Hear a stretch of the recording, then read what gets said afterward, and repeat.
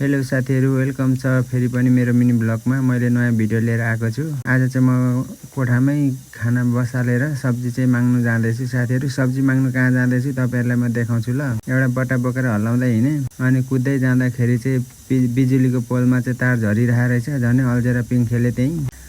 अनि भोक पनि साह्रै लागिरहेको थियो नि त। भोक लागिसकेपछि कसले के नै गर्न सक्छ र भने जस्तै कुद्दै थिए। झनै लडी गए पनि। जाँदै गर्दाखेरि हाम्रो बहिनीहरु चाहिँ एकदम स्पेशल खाना खाइरहेको रहेछ। म चाहिँ फेरि एकदम रेला गर्छु के यिनीहरुसँग चाहिँ।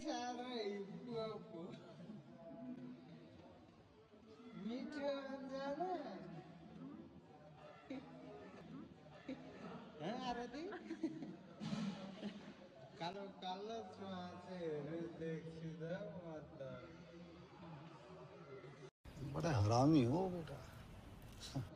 यहाँ बहिनीहरुलाई चाहिँ मैले उनीहरुको भिडियो खिचिराख्दाखेरि बहिनीहरु खाना खाइरहेको थियो नि त। यहाँ फेरि ह्यान्डसम भाइ छ एकदमसँगले। यहाँनिर म चाहिँ सब्जी बोकेर मेरो साथीलाई पनि ल्याङ ल्याङ गर्दैछु नि त। सबैले बिचकाउँदै हिँड्दै काम चाहिँ मेरो। अनि ल्याङ गरेर म चाहिँ हिँडेँ लान्ठाङ पर्दै। यहाँ मेरो ब्याजी र विक्रम गुरु चाहिँ पुरा गफ गर्दै हुनुहुँदो रहेछ।